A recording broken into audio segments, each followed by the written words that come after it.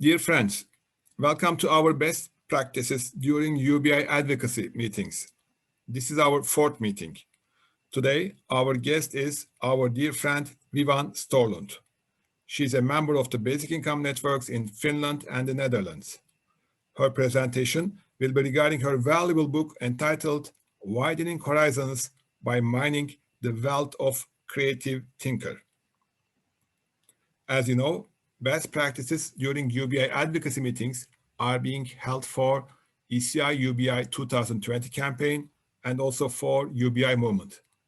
And the timing formula is third Monday of each month at Central European Time, 20 p.m., which corresponds to 19 p.m. GMT during the winter time. Let me give some information regarding our past meetings. During our first meeting of this series, our guest was our dear friend Michele Gianella from Italy. He had made a presentation on social media campaigning for UBI. During our November meeting, we had the chance to hear another interesting presentation by our dear friend Enno Schmidt from University of Freiburg, Germany. His topic was Lessons Learned from Swiss Referendum for UBI. And during the December meeting, we had the chance to listen to our dear friend, Dr. Valeria Korasec from Slovenia. And her topic was Slovenian UBI advocacy experience within the framework of the ECI-UBI campaigns 2013 and 2020. Back to today, we will be hearing our dear friend Vivan STORLUND, and her speech will be regarding her valuable book entitled Widening Horizons by Mining the Wealth of Creative Thinker. Dear Vivan, welcome once again, and the word is yours. Yes. Okay. Well, as I said, I'm very happy to be back in the UBI context because I was the Finnish contact person during the previous citizen initiative in 2013-14. And I have always been so fascinated by the communities that are creating around a joint adventure like this. So it has been nice to see that old people, or people I knew from before, and new persons joining this venture. And I think this is very, very important. Our possibility to have this contact at a grassroots level is very, very important because I think it is a very important countervailing power to the policies and practices that we want to have a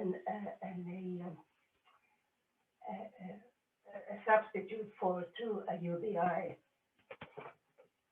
So, well, briefly about me, I'm an independent researcher and I published this book as a self-publishing on Amazon. And I have always been interested in our means of communicating through digital means. And when I then decided to publish this book myself, I was impressed by all the service that people, or knowledge that people share on the internet. So I was quite, when I finished this book, I was quite euphoric about the possibilities that we have in the digital age, and decided to write a follow-up book on the pros and cons of the digital age. And when I started doing research on that topic, I saw enormous amount of horror stories about the digital age. But I think there are so much potential, so that we would need to really focus and make use of these in order to be able to use our grassroots or to be a voice for the grassroots, because I think through the grassroots we can have these self-mobilizing processes that can form a force against the policies we want to change. So my field of research is working life, where I'm a lawyer and where I focus on unjust laws. And I largely move at a conceptual level, investigating the root causes for problems we face. So in a nutshell, my research is to scrutinize the profound changes we're facing in working life, with focus on work formats that deviate from the old standard of long-term full-time employment, which is the very narrow premise on which labor legislation is based. And such work was prevalent until the 1970s, when the oil crisis, which was a turning point, and there was a flexibilization of working life, that and of the protective standards that sent in. And then we have the profound social changes of globalization and digital means of production. But still, despite all these changes, the one-size-fits-all is applied in working life with very unjust results. So I approach these problems from a human rights standards and social justice theories. The driving force behind the flexibilization has been employers' quest for less responsibility and more profit, for which those atypical, as we call it, employed are paying the price through lowered and uncertain income, while being at the same time to varying degrees deprived of the protection labor legislation is intended to provide. So this is double penalization people face, to which should be added insult on injury when people have to rely on social security too often and are often faced with dehumanizing and disciplining treatment. So in short, this is the story how the precariat became a growing part of working life. And then we have the employment in the public sector, which offers another mismatch. Here, one size fits all is applied to a whole range of activities, from defense, law and order, where we have the echoes of Thomas Hobbes, and further to John Locke and other thinkers, legitimizing a minimalist nightwatch state. Then on the other side, we have education, research, art and culture that represent an opposite pole to law and order. And in between, we have a whole array of activities, from care functions to raid maintenance and many more.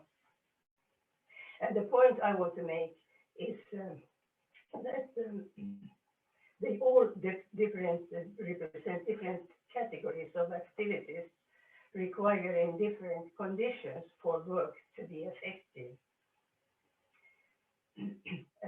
But because of the very nature of conditions of work, and then we have the administrative culture that requires careful scrutiny. For as a legacy of past times, there is a paternalistic control mentally that is at odds with many activities carried out in the public sector, and increasingly so with the changed conditions of the information and communication society. And in addition to the so-called atypical work format, we have in the cultural sector and civil society unpaid and underpaid work. So it is thus a very, very picture of what we call work. So my response to these scenarios is that we need a redefinition of work to cover all activities people are engaged in. And this is of utmost importance considering the decrease in conventional work we are facing. To focus on people's activities will place the human activity center stage, substituting thereby the instrumental notion of employment with the value of human activities. And this should thwart the disgusting notion of the emergence of a class of useless people that Yuval Noah Harari frequently talks about. So what we need to do is to update our mental software to recognize and remove those theoretical and legal shackles so that we can seize the great opportunities that the digital age offers. And surprise, surprise, the means would be a universal and unconditional basic income, and preferably a worldwide one. And the purpose and yardstick should be to ensure that everybody can live a life as an active citizen. So this, I think, should be the basic criteria. When I was once challenged over the merits of a basic income, I made the following list. A basic income could counterbalance injustices and undo knots in institutional structures that have passed their best before date, reduce the price people have to pay for reckless behavior in the financial and business world, favor entrepreneurial activities that are more focused on people's needs than big business does, favor artistic work, contributing thereby to a greatly expanding sector that does people good and does not burden Mother Earth, reduce our ecological footprint, and generate a virtuous circle with spin-off effects for people as well as local and national economies. And there are now so many good economic theories around that should be drawn upon. It's a very exciting field with much potential for educating for UBI. Sadly enough, the same cannot be said about new thinking in labor legislation, with a few exceptions only. And then, as to human rights, I will not go into a discussion about whether basic human rights is, or UBI is a basic right, but rather do it the conventional legal way, as I am a lawyer. There is no lack of legal rights standards of which UBI could greatly profit. The challenge is to take these rights seriously. As we're dealing with a European Citizens Initiative on UBI, I will use the standards enshrined in Article 2 in the EU Constitution, the consolidated version, to illustrate what we should take seriously. Article 2. The Union is founded on the values of respect for human dignity, freedom, democracy, equality, the rule of law, and respect for human rights, including the rights of persons belonging to minorities. These values are common to the member states in a society in which pluralism, non-discrimination, tolerance, justice, solidarity, and equality between women and men prevail. This article, along with the EU Charter of Fundamental Rights, as well as or other human rights standards represent in legal terms a decisive paradigm change that places people before institutions and profits. Sadly enough, the practical consequences of this has not yet been drawn at the political and business level. UBI would do the trick and do this trick of placing people before profit, and EU and member states should be greatly served by our citizens' initiative to make these rights materialize. And now to my book, Widening Horizons by Mining the Wealth of Creative Thinkers, besides the empowering potentials of the digital age, with artists as precursors and basic income as the means. This can be seen as a conceptual toolkit for this paradigm change. I've been investing in the theoretical implications of economic, social, and cultural rights, as well as social justice theories in my doctoral thesis, to each one's due at the borderline of work, toward a theoretical framework for economic, social, and cultural rights that I presented in 2002.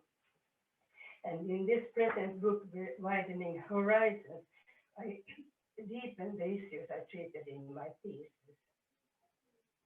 A paradigm change is an elaborate matter. I used to paraphrase Bob Dylan by saying that we need to rearrange the places and give them all another name. And in doing this, I compare it, sorry the expression, to eating an elephant. You can't do it in one go, but you have to eat it slice by slice. And this is how this book came about. The book is a collection of 14 articles and conference papers that I wrote between 2001 and 2016. So it has been quite a long journey. The book starts with the latest 3 conference papers presented at the International Semiotics Institute Congress in Kaunas, Lithuania in 2016 and 17. And they illustrate the conclusions I felt I needed to draw from the previous chapters. And chapter 1 is mapping out the new societal reality. Chapter 2, translating between paradigms. And chapter 3, humanism versus neoliberalism, 2 discourses that never meet, which I this not meeting I find as a challenging conclusion.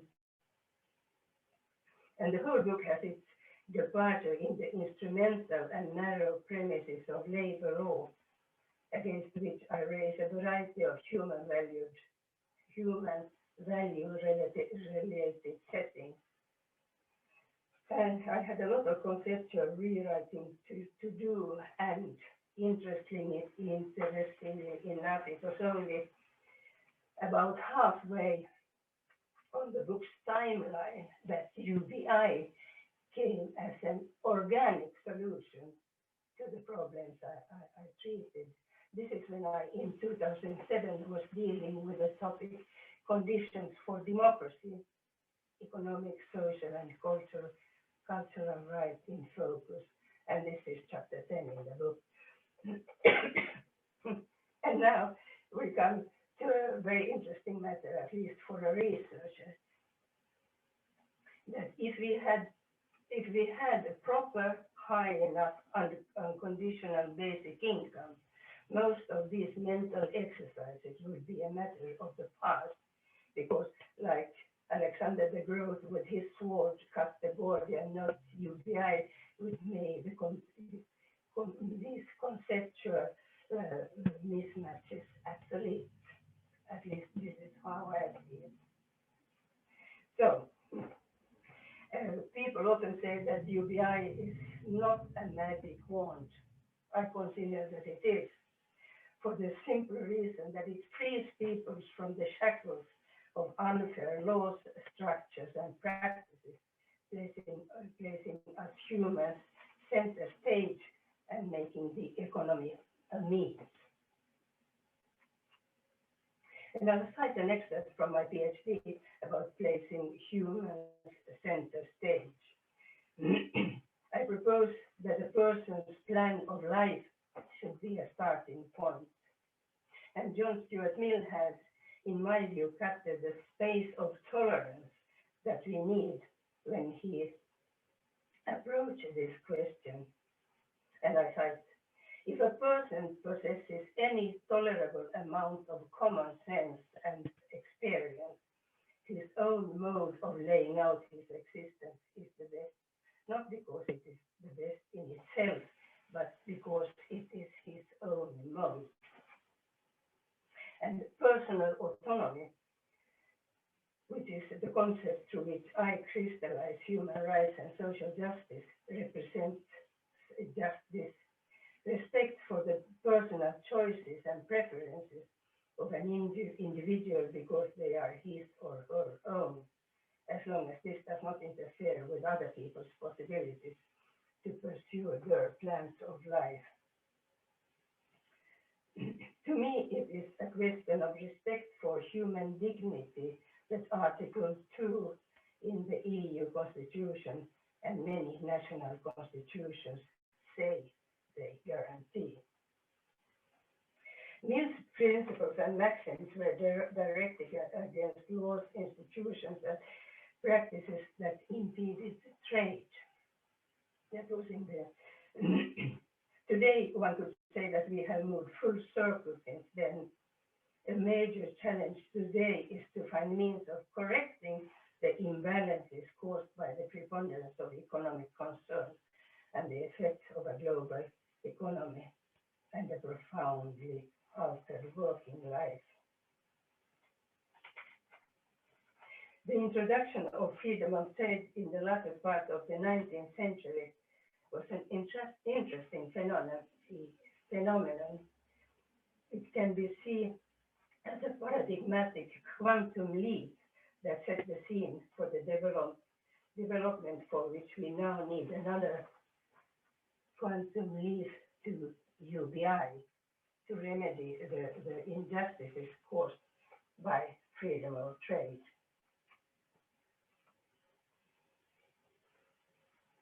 And as I'm a lawyer,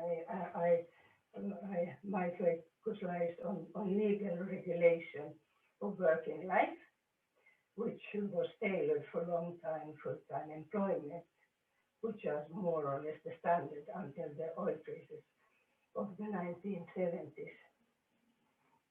Until then, the permanency of the employment relations catered fairly well for predictability and legal certainty, which are basic prerequisites of a legal order. And this is something that we, to a large extent, have lost today. So after the oil crisis of the 1970s, the flexibilization of working life set in with short-term and part-time contracts, employment through hiring agencies and freelance work, as well as platform gigs as a more recent phenomenon. And I've been working with these Christians in the mid-1980s, first from a trade union perspective, and in my licentiate works in 1992, my conclusion of these changes was that the collective level no longer sufficed to defend people in working life. So in my doctoral thesis, I chose artists as a profession through which to assess the changes from a human rights and social justice perspective. And this implies an 180-degree change of perception from what the law says to assessing the fairness of laws, institutions, and practices. At the turn of the millennium, there was a promising move in the EU, which we should make use of. On the invitation of the European Commission, a group of lawyers and economists led by Alain Suppion, looked at the needs for reforming labor law. The committee's mandate was to conduct a prospective and constructive survey on the future of work and labor law within the community, within a community-wide intercultural and interdisciplinary framework. The report of this committee has been characterized as one of the most original contributions to thinking on the reform of the employment relationship and employment law. And there is a promise of something new in the experts' observations. The fundamental redesign of employment that Suppion and his colleagues proposed included the idea of an equivalent to a citizenship right in the field of work. A person would have an occupational status that establishes a citizen's right involving access to markets and trade. It would also cover the transition between different kinds of activity, market and non-market, training, retraining, and so on. And the right to an income and to other advantages would also apply in regard to socially recognized non-market activities. So, by making workers' employment rights less dependent on their current jobs, such changes would spread the risk of short-term and uncertain employment more widely, encouraging thereby different kinds of activities. Unfortunately, politicians were not ready to act on these proposals. Nevertheless, the report is a step in the right direction, and hopefully its proposals could pave the way for a basic income. As the report already exists in the EU5 archive, I think it would be worthwhile to revive the committee's ideas in our campaign for a UBI. So this is what I wanted to say. Thank you very much, dear Vivan. Thank you for your speech. Dear friends, would you like to ask any questions or would you like to contribute? I'm trying to check the screens. At the moment, there isn't any, but let me check. Oh, dear Klaus, please. Yes, thank you very much for the presentation. Because we have a little problems by hearing everything correct. Would it be possible that the text which you have used can be given to us in written form? Then we have it easier to read it again later on. Yep, that's it. It will be great, very, very important and very good idea. Any other contributions? Please, I cannot read well, please. It's actually Jen. I don't know how to change it to say my name. I guess I would have to use a different. I have several email addresses. No. But when I go on Zoom, this is the one that comes up. What's your name, please? My name is Jen Fisher Bradley. Like this? Is this correct? And I just wanted to thank Vivian for the presentation, and also to say that I really like the idea of redefining human activity, because I think that's a very basic place to start. Is well, what do we actually do during the day, and why do we divide up what has value and what doesn't have value? And yet it's all human activity. So I really like that idea a lot. I'd like to develop that a little bit with you or with others at some time. Thank you very much for the contributions. Dear Vivan, would you like to add anything? regarding this contribution? Well, just to say that I'm very pleased because I think we need rethinking, and I mean we need, if we accord all activities value, then I think it's a very strong argument also for the universal basic income, so that they also go together.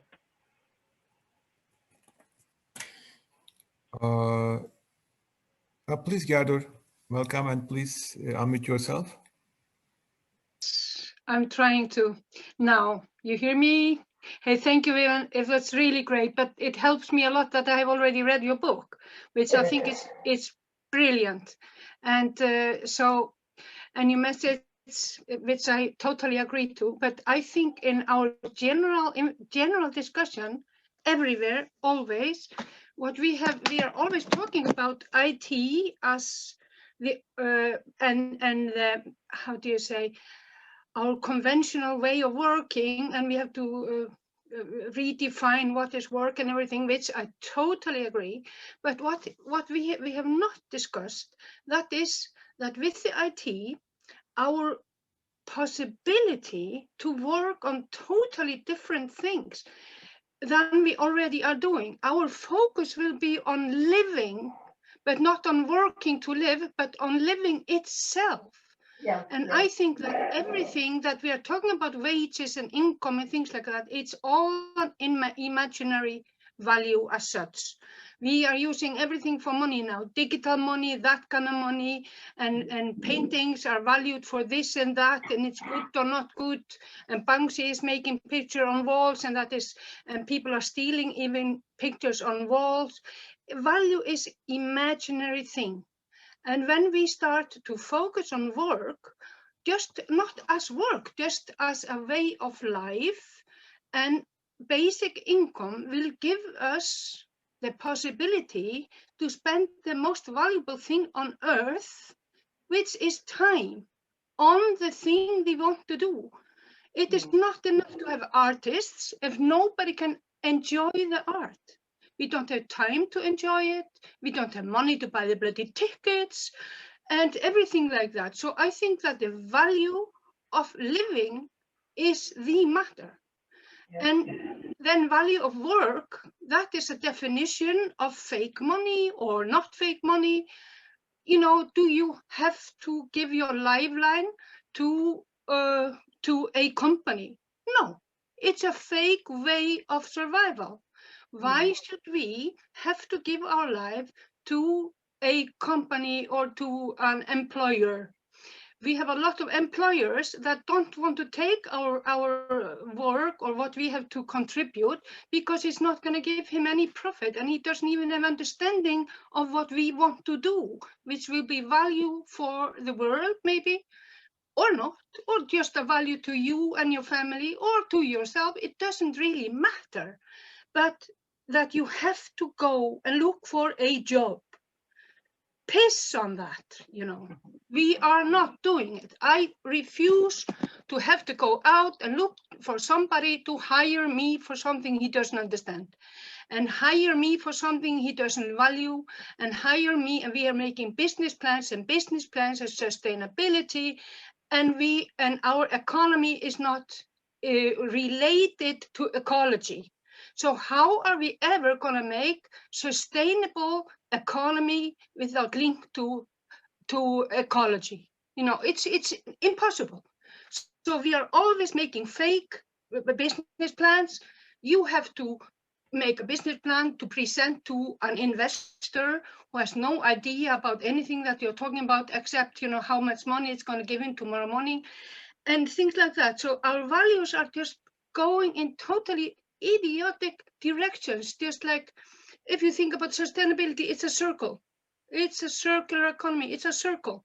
But economy is always asking for rockets going somewhere, and you never know where the pile goes down. You know, it becomes rubbish all over the world because, like balloons, you put balloons in the air, you have no idea where they land. And that is what we are always chasing. We are chasing balloons. So stop this nonsense. make UBI a totally independent income, has nothing to do with work paid or work, wages and things like that. It's just a human right. A UBI is a term of payment of the human right of livelihood and access to society, which every single society is based in the beginning to supply that. So the way to supply that is UBI. There's no other way. They're not going to send us packages of food, that's for sure. And we know that life starts with a little seed. So this little seed is us. It's every single body, everybody. It's the simplest way to solve this problem at all. Don't talk about anything else but simplicity. When we talk about negative income, negative this, compare it to whatever in economy, it becomes complicated because majority of people have no idea what we're talking about, not even the word economy. People just want to live. And so I think we should focus on simplicity and just make this an independent income, independent from everything else. And then we develop our life with our input of whatever work we want to do and enjoy each other. There's so much more fun in the world because people are so busy not having fun. So we should really just, change the focus. And we do that via UBI. This is my input to this. And I'm sure, because I've been working in this entrepreneurship all my life. And I tell you, it's a very, very hard life because my projects are not necessarily something that people have to work for a while before they get the profit, and that is not very interesting. So anyway, so I believe in humanity, and I believe in ourselves, and I believe that we do not have to worry about jobs. That's all. Thank you. Thank you very much, Gerdur. Vivan, would you like to add anything? Or Yeah. I would just like to comment that support what Gerdur says, how important it is to have the value of activities, the main thing, because when we are facing growing sort of a time with hardly any work, it is so important that we see the activities as the important thing and not the work. But I'm a working life researcher, so that's why I can sort of skip the work side as I see the problems there that need to be remedied. thank you very much, dear Vivan. Dear Valeria, would you please unmute yourself? Yes, do you hear me? Yes, very well. Well, after a long time, I succeeded to get my voice back. Hello, everyone. Vivian, thank you very much. I would like to ask you about your experiences regarding the long time you are working for UBI. Can you maybe tell us if there is, if you could notice some kind of differentiation after so many years about UBI movement, and maybe can you see that the themes or problems are different now comparing to a few years ago? Yes, well, I mean, the future of work is so much more obvious today than it was when we were only a few years ago. So that makes UBI so much more pressing, and I think also, I mean, there's a greater awareness of a universal basic income today than it was before. So I think that the biggest obstacles are the politicians who are not ready to give up their power and control, because that is the control is the central question. So one would just hope that politicians could come to common sense too. But I think this Alain Sipio's report is a very fruitful document to try to make use of in our campaign. Thank you. But can I ask another question? Vivian, you're talking about politicians, but lately in Slovenia, for instance, politicians are for basic income more and more, but public administration is not working, it's not preparing the project proposals.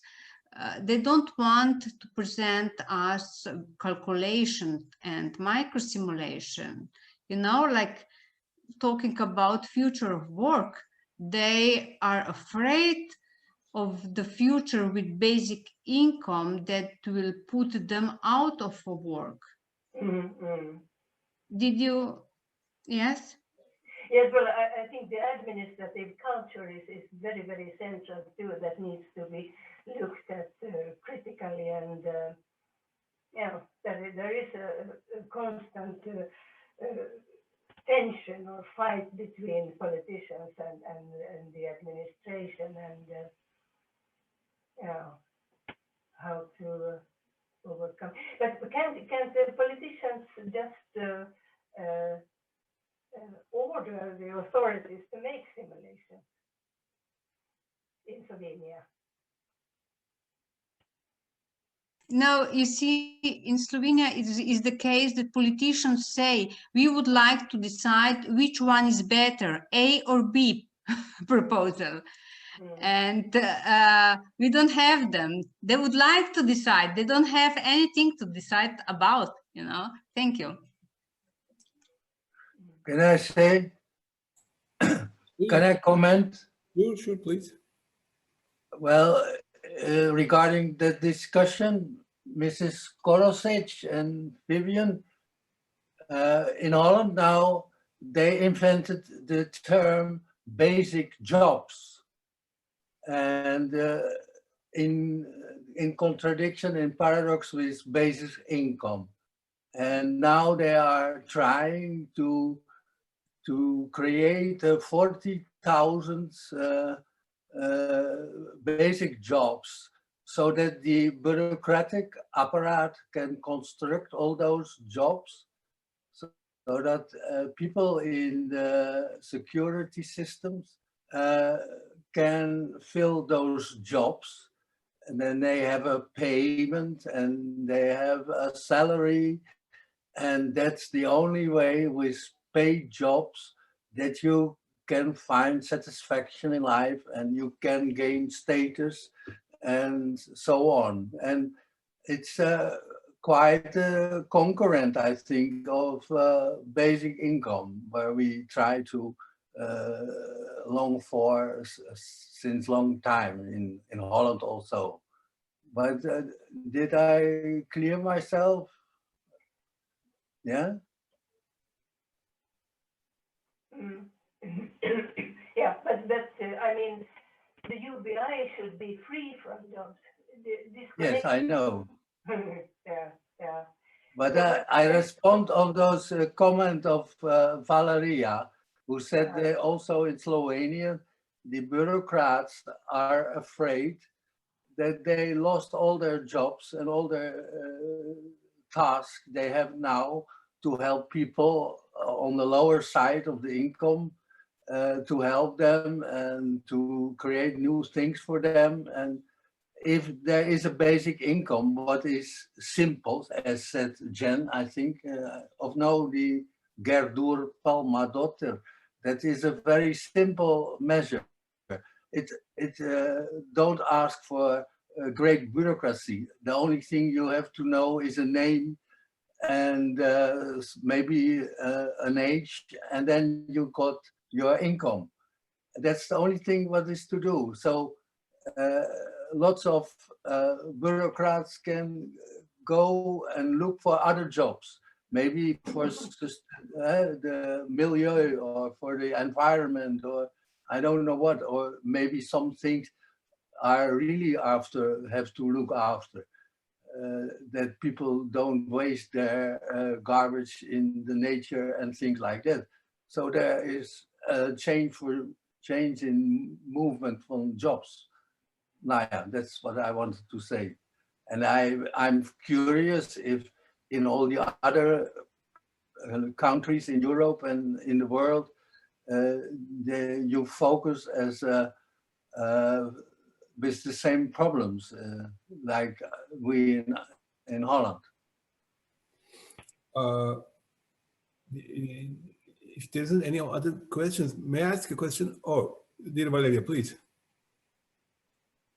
I'm sorry, I don't want to impose, but today I spoke with economic advisor of President of Slovenia. I went to talk there if he could personally be sponsor of ECI-UBI. Mm-hmm. What I want to say is that we spoke also about basic jobs. And I corrected him and I said, no, basic jobs, I do like the idea. I don't like the idea that the bureaucrats are making them out. I propose that we redefine our social beneficial work like motherhood, social care. Like Vivian said, we have to redefine our work we are doing right now, and we have to evaluate it and pay it, but not as basic income, but as a citizen wage. And yes, I am for citizen wage, but not instead of basic income, but additional to basic income. And that was the discussion we had today at the cabinet of the Slovenian president. Yeah. Thank you, Valeria. Dear Klaus?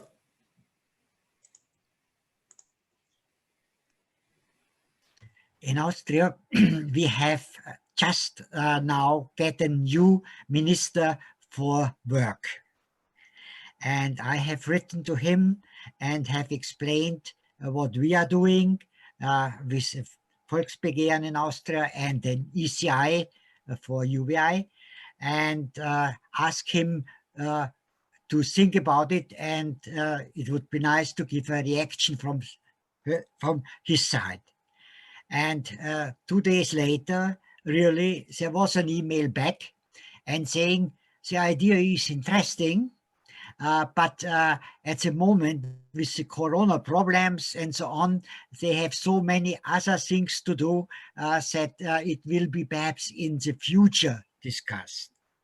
And now Uli and I have responded again, and similar to Valerie, saying, why you don't go more quickly in this direction and use all this free manpower for bureaucracy, which is not necessary anymore for that kind of work, but to take these peoples for I would say sensible work, and we have described more or less in detail what we think would be a sensible work for the general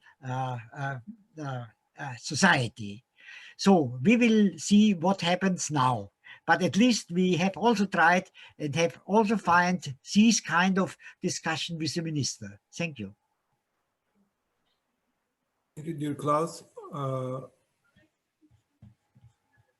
Oh, Shobana, please. Shobana, yeah, please. Thank you for the discussion. I just want to add some few points with regard to the social justice and economic justice. Of course, the basic job and the basic income, etc.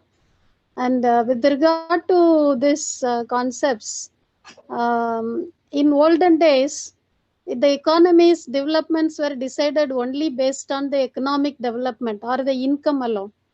But of late, almost the definitions are changing.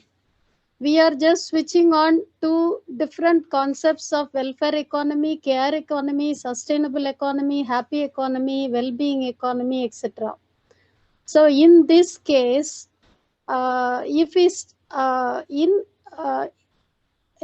these categories, in the days of corporatization, in the digital economy, where the most of the policies are favoring the richer class only, the governmental expenditures are favoring only the corporates.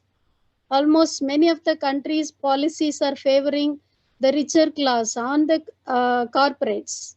So in such a case, there is the inequality is being intensified, continuing to be intensified. And there is the inequality between male and female is still being intensified.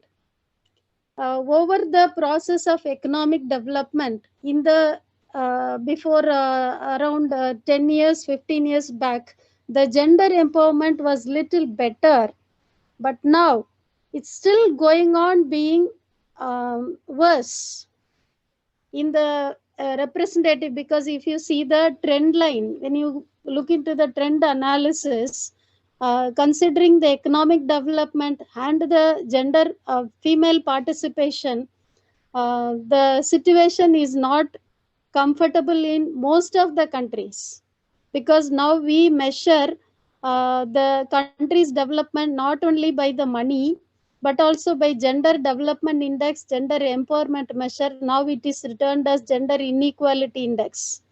So here, most of the countries, there is gender inequality. So social justice, to bring about this social justice, universal basic income has to be mandatory. In many of the countries, male is considered as head of the family. In India, even this day, the government consider male as a head of the family. So it's unfortunate this world to have always male as a head of the family. And the continuous injustice is going on and on. And even if you say basic job, still there will be continuous injustice to female class. And because job cannot be provided for all, there is less scope for providing job to everybody. And providing universal basic income as a matter of their right alone can bring about gender equality and social justice. And social economic justice will automatically bring them social justice and social empowerment, which will finally bring them political empowerment. And that alone can bring about an economic equality, overall equality and well-being in the world. And welfare can be calculated only based on justice, nothing else. Human rights are denied. Most of the countries' income are partially for the richer class and for the male class. When you calculate the gender budgeting in many countries, when you consider gender budgeting, it's not equal. So in such a case, the universal basic income will help us to achieve a lot of equalities, social well-being, welfare, etc. And that will help the world to bring about a better democratic society. As Vivan was using the word democracy, even the world democracy is a target. And male-female equality also very important in the concept of democracy. and that democracy and economic empowerment will bring about political empowerment, and that will bring about a better world. And UBI will be the best choice and basic job.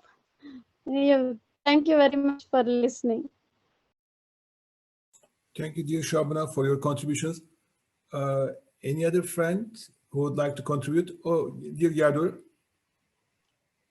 Yeah, thank you, Shabana. I appreciate what you were saying totally.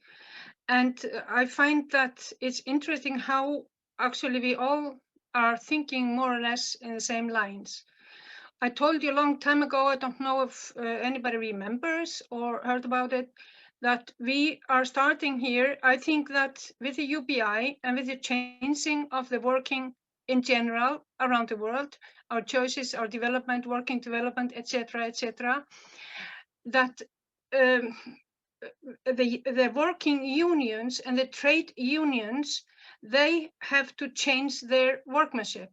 They have to be a union for people who want to participate with whatever, if they are independent or on a payroll or whatever, they can be a part of a union. And the union, for example, for people who are working in voluntary jobs or jobs they have to take because of care work or whatever is forced upon them, they can be a part of a union. The union decides together with society what is the value of the work that you are checking in with your what you're doing. My father had Alzheimer. I had my business and my father got sick. That's why that's why I have this experience myself.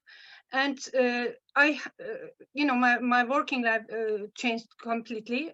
Well, my income didn't come from anywhere. So if, for example, I could have checked in, or it just take me as an example, because it is an example for everybody. So if you can check in with the union and say, okay, I'm taking care of this person, what is my wage value? And what we did here in Iceland, we are now making a bookkeeping system that people can, we are just doing it to get value on the work people are doing without income.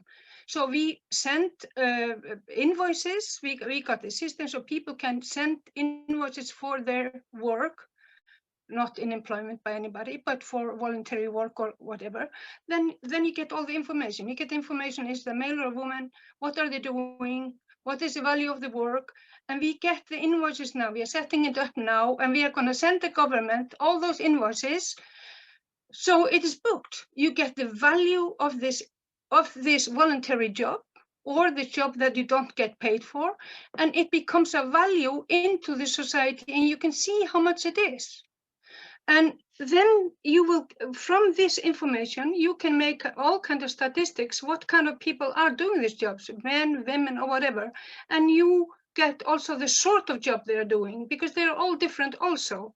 Like women who are working at home, mainly it is women, but it's in more degree now men also in the Western world that are at home taking care of children.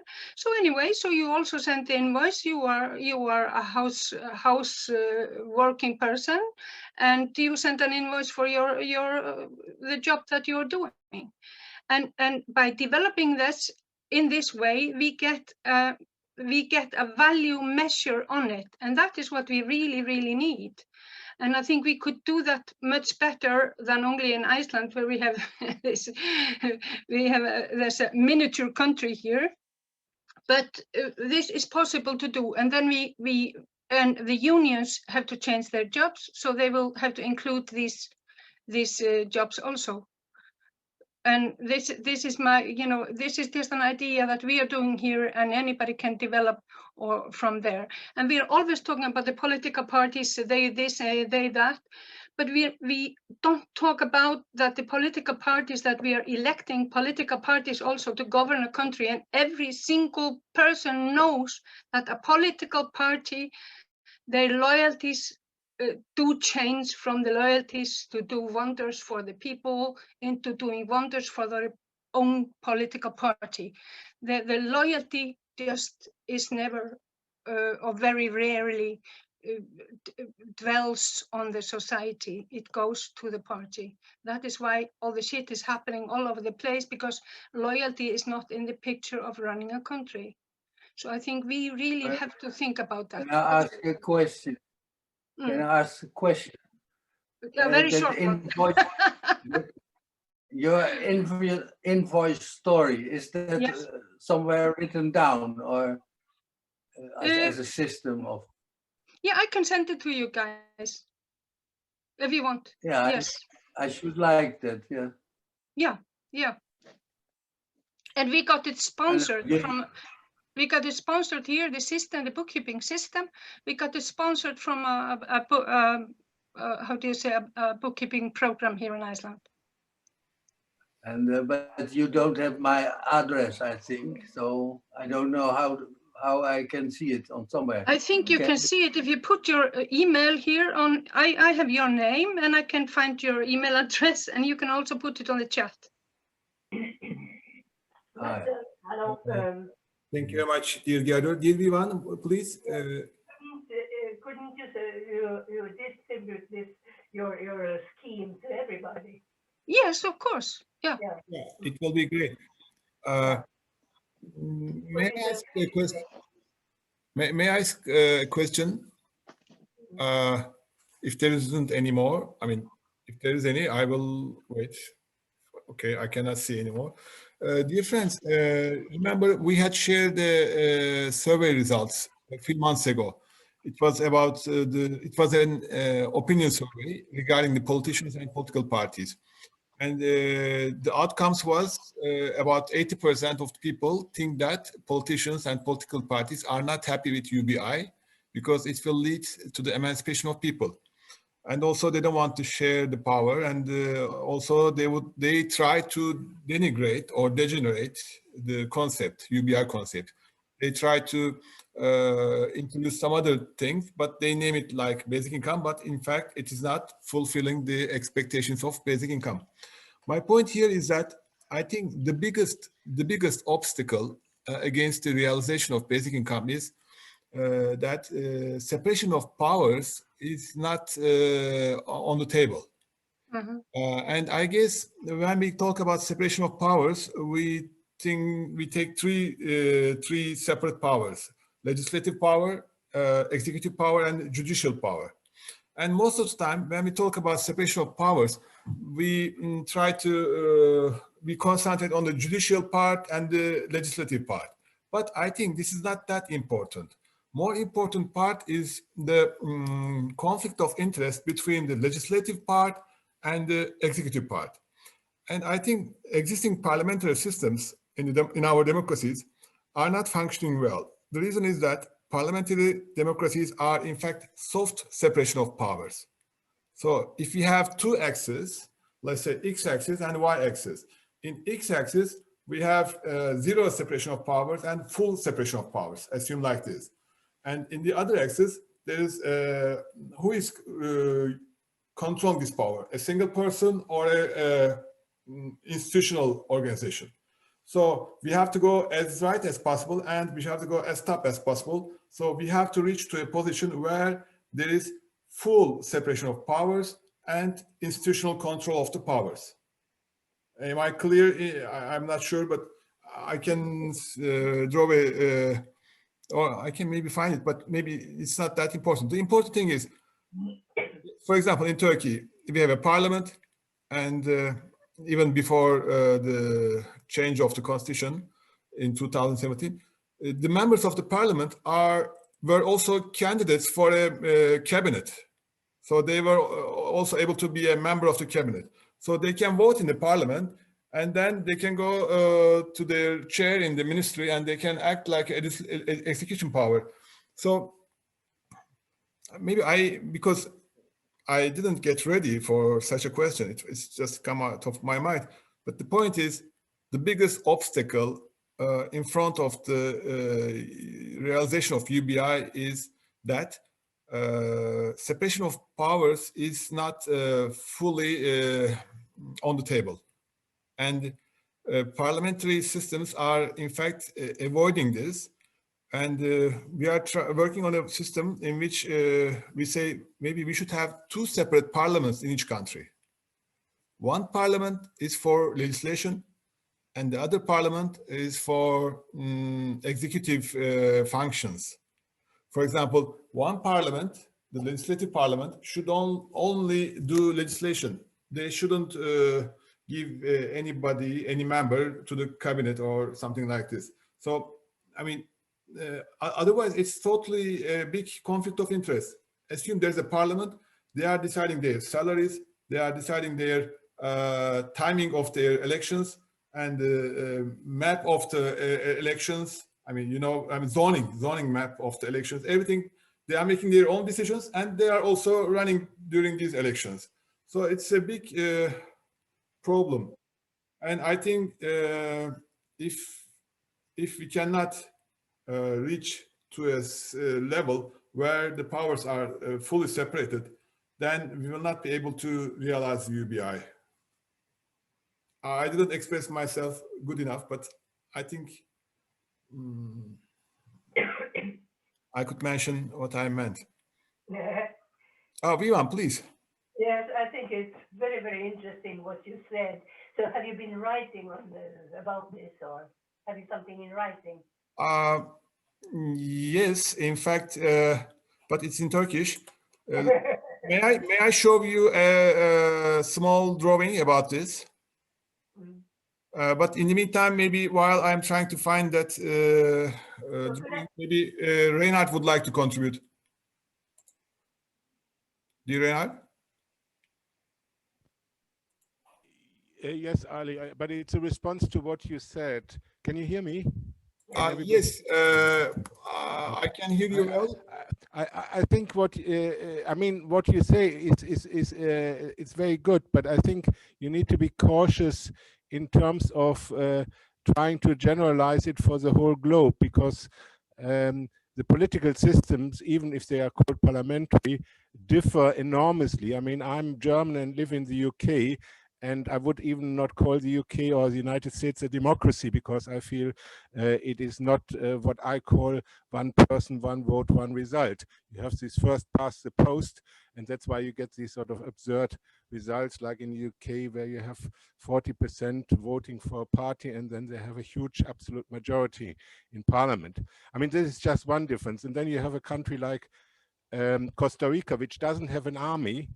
And for me, civilization starts when armies are abandoned, yes? Because armies are the most powerful instrument for governments, as we can see in Syria, for instance. So if the population doesn't agree, in the end, you can, if you're ruthless enough, just destroy your own country. And so I think you need to be, I think, be prepared to say there are enormous differences between the countries, and you can't just sort of have one rule. But there is power. Somebody, I think Jen said, power is a problem, and I agree.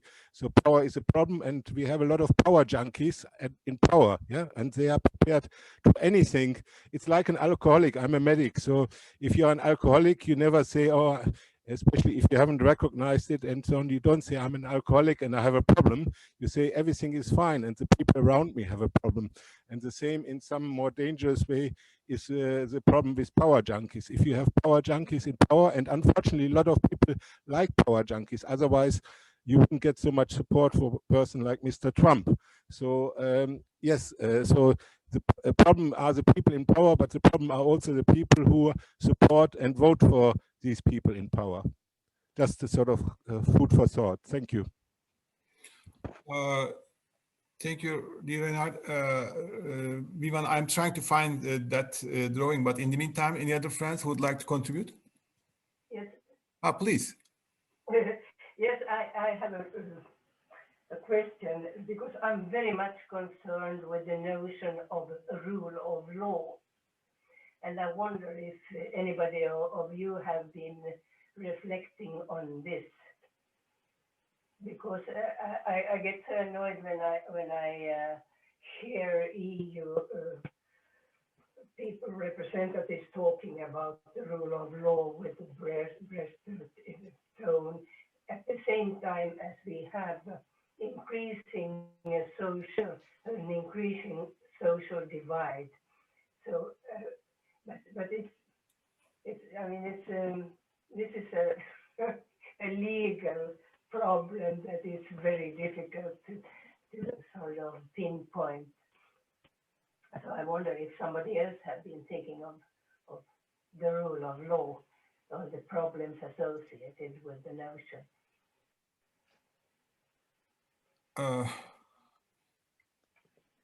Renat would like to?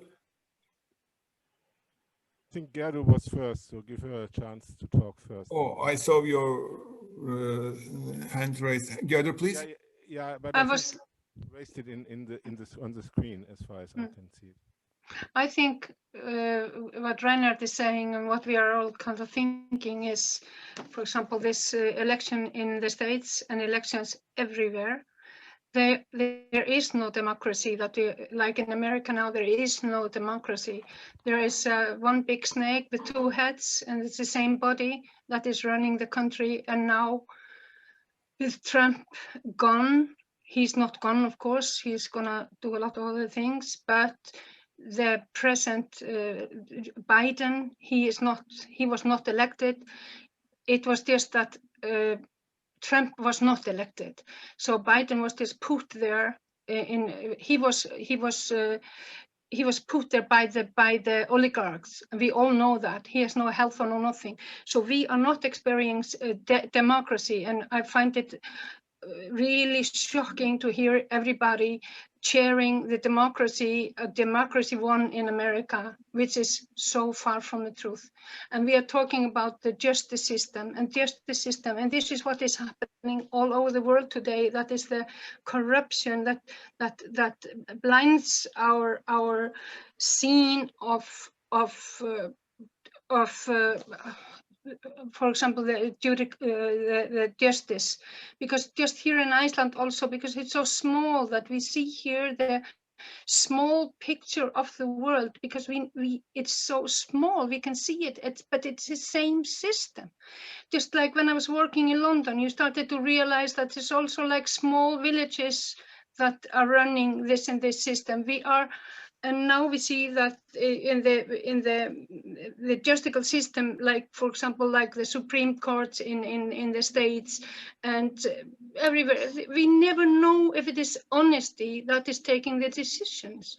So that is, I think that we have to analyze very much more carefully and think much more about how we can change the system in general, just like, for example, look at how they have their system in Switzerland, which is totally different, but it looks more like democracy than anything else that I can see. Not knowing, I've not studied it very thoroughly, but I can see it. But I see that like governments today, they are working on a totally different speed than society is running.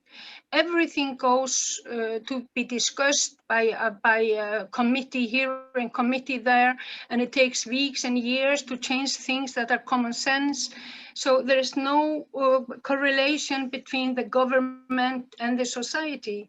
The way things are working today with the speed of information, the speed of everything, and then we have just a government that is running things and taking decisions on things, not necessarily based on know-how, it's based on power and election and friendship. And this is very dangerous. And I think this is the root of our problems, that we are not somehow changing that. And for example, with UBI, it was a long time ago. It was not. It was in discussion in England, and it was not agreed. UBI was not agreed because men were running the show at the time, more so than today, and they were all sure that if they would agree on UBI, the women, their wives, would leave them. Of course they would. So, but that is why it was not agreed. And this kind of, it is a very obvious example what is happening. Like these ones with the power, if people get the freedom of of livelihood, freedom of their own life as such, it is dangerous because you cannot manipulate them the same way. That is the biggest thing. That's why the simplicity of UBI has to run the show. And then first things will change. And I think, for example, and I will send you this program of our bookkeeping, but I really want to send you also a program of how I see the world order happening, you know, and how we can do it in a sensible way. I think our biggest issue is to introduce the power of common sense. Make that a part of our decision program. Thank you very much, dear Gerda. Dear Reinhard, please, and after you, I find, Eric also. Yeah, just thank you, Ali. Just 2 comments regarding what Vivian asked about the rule of law. I mean, one reason why I'm for the basic income is because, as I said, I don't know whether I said, I'm a medic and I worked in various countries, and often you have sort of special services for the poor, and it sounds like a very good thing, but it's open to interpretation, and you get a lot of mismanagement and corruption because of the interpretation who is a deserving or not deserving poor. So in a basic income, if it's universal, you don't need to interpret who deserves or who doesn't deserve it. And as a general, so I think that's one of the big advantages of a basic income, because there is no need to interpret and to decide. Nobody can exercise power and interpretation. But in general, rule of law, I think, is a good idea, but it depends. No words, no text will implement itself. It's always people who have to interpret and implement. So there's always the question, who is the interpreter and implementer of whatever is the rule of law, and is everything which needs to be fixed in the rule of law or written in the rule of law is actually written down. And I think that is the problem with the European community. I'm very much in favor of it, but I think there's a lot of things happening in the process of developing the European Union which are not set in writing, and especially when the European Union, or what's her name, the leader, the Commission President, the German woman, talks about the rule of law. There are a lot of things in the European Union done which I think are not fixed anywhere, and are open to misuse and misinterpretation and even corruption, in my opinion. So I think that is one of the big weaknesses and challenges of the European Union, as far as I can see it. Thank you, Reinhard. Dear Eric, please. Eric? Yeah, I would ask a question to ourselves. I mean, the basic income idea is a very simple idea, like Gerdur said many times.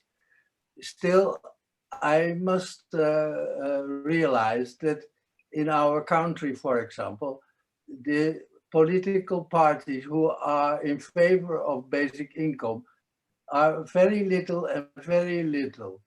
And they have 1% maybe of all the votes in our country. We went round in the city Amsterdam and give folders with basic income to all people who was coming out of a theater or going to the cinema, and we were very well welcomed. But I see nobody who wants to give his vote to those political parties who are in favor of the basic income. So why we miss those big supports from our large populations in our countries who vote for the basic income and wants to change the system, like Gerdur said.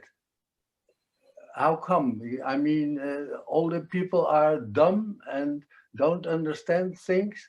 I mean, they will have their reasons to let it be as it is now. Yeah, thank you, Eric. I've just found the presentation. May I show it in 1 minute? Let me first show the, here, where is share screen?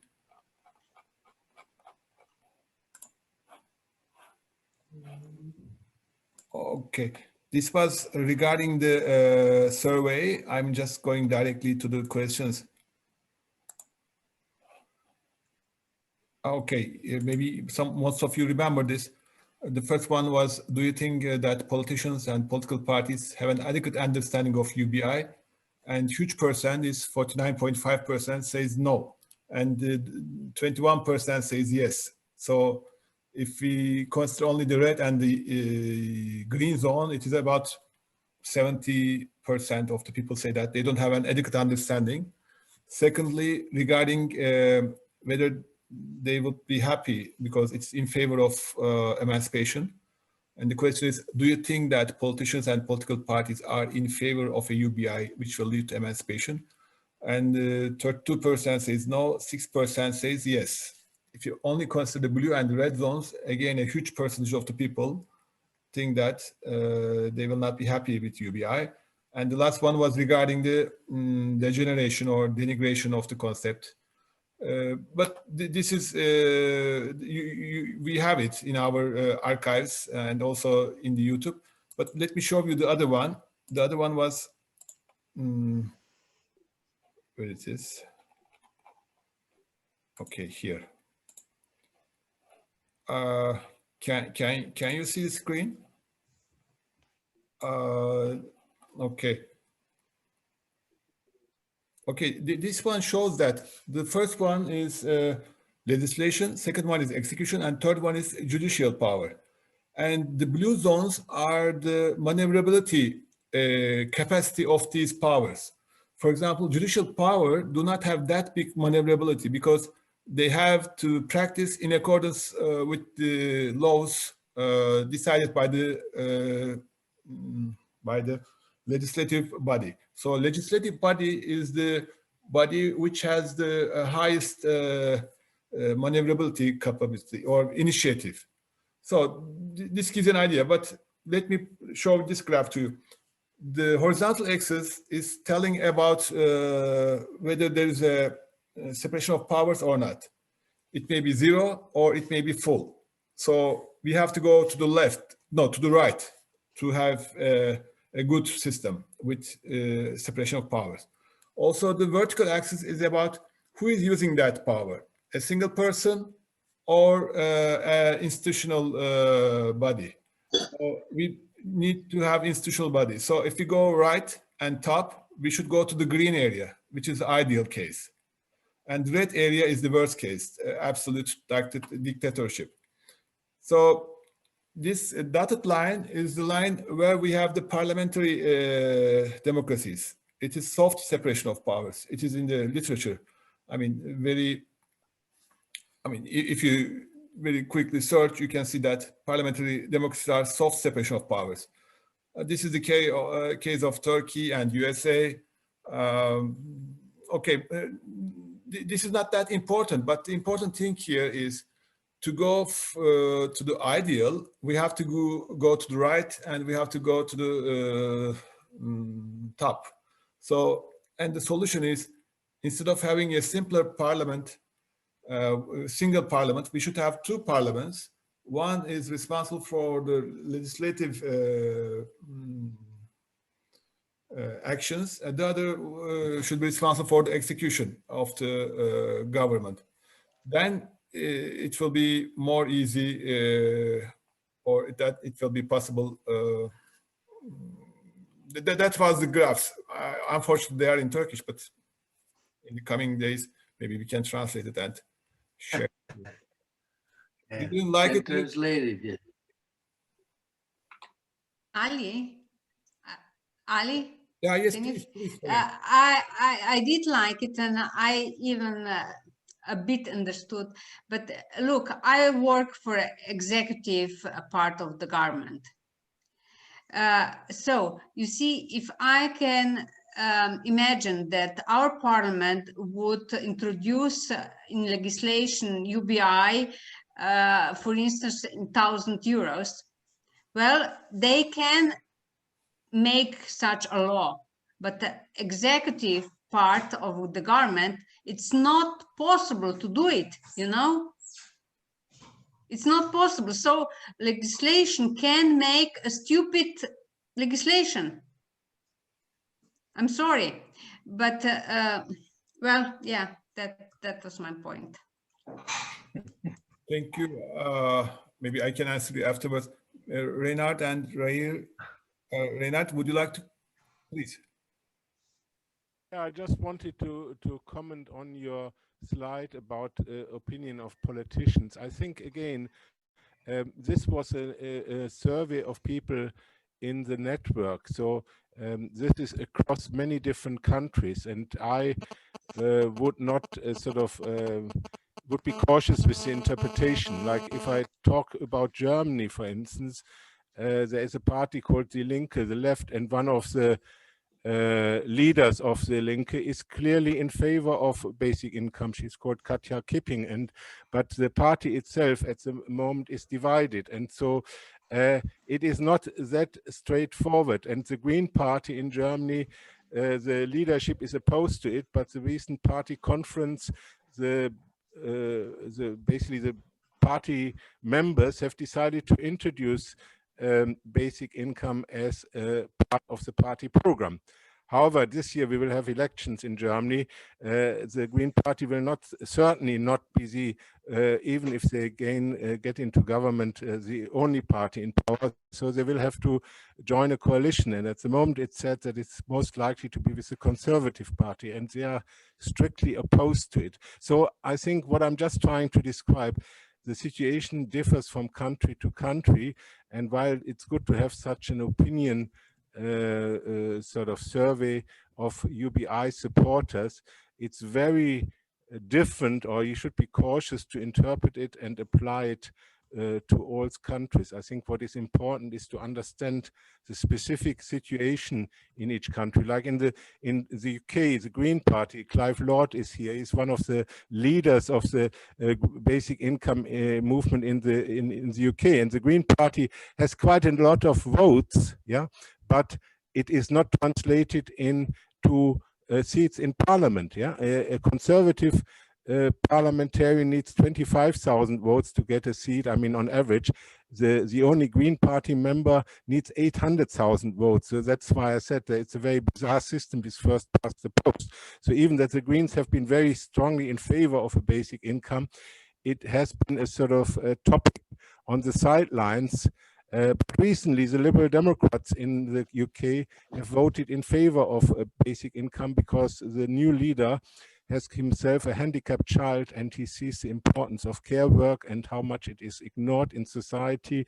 So that was one of his strong reasons why he is in favor and why he convinced the Liberal Democrats to come out in favor of basic income. But the two leading parties which dominate the political system, I mean, the Conservatives are strictly opposed, and the Labour Party is divided on the issue. Even that the COVID pandemic has enormously helped with the topic, because it has now become really mainstream and everybody is talking about it, which is a big step forward in terms of getting the issue on the agenda.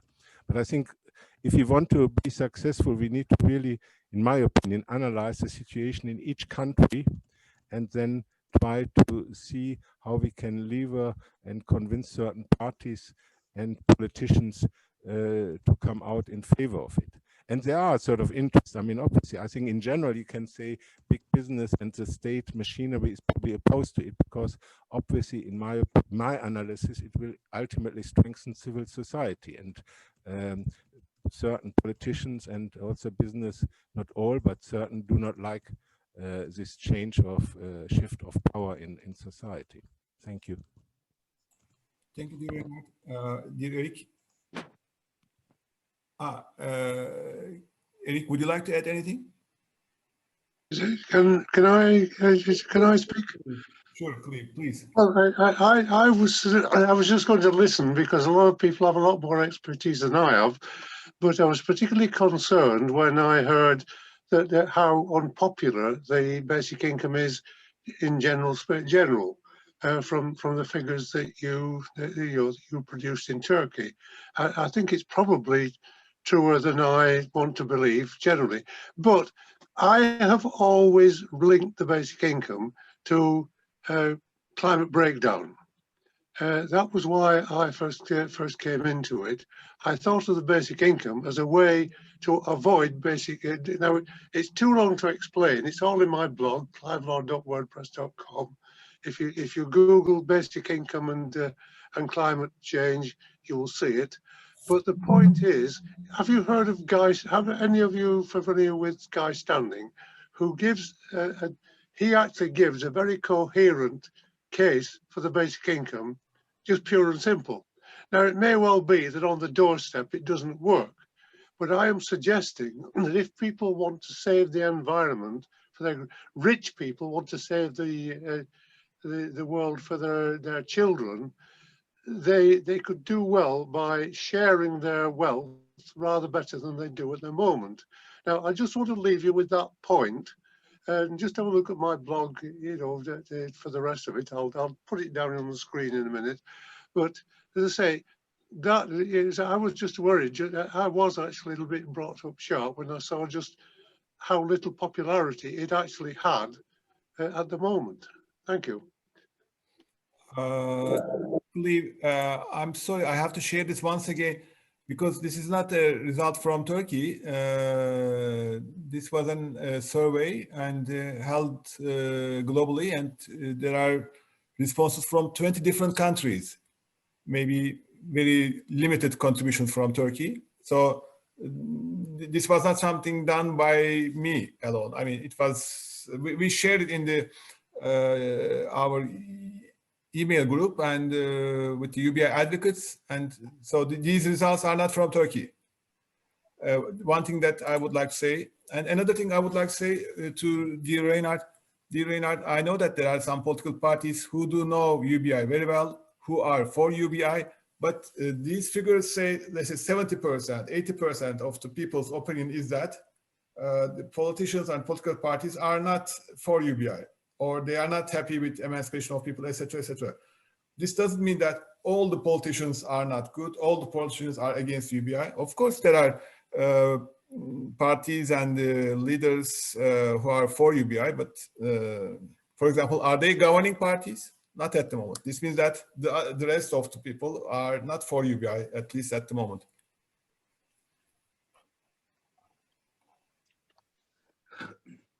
I have to leave. Sorry. Please, Eric, please. Bye. Till next time. Vivan, thank you very much for your contribution. Bye. Vivan, I hope we will be able to receive your text and we will share it with our friends. Yeah. Yeah. Okay, that's very kind of you. Okay, thank you very much. Then maybe we can finish our labor of. Any other? I'm just trying to see. Okay, none. Thank you very much, Angel, for the infrastructural support. Thank you very much, Ivan. No mention, Ali. Okay, see you next month, or maybe during the worldwide meeting. By the way, worldwide meeting will be held at 8 a.m. this time.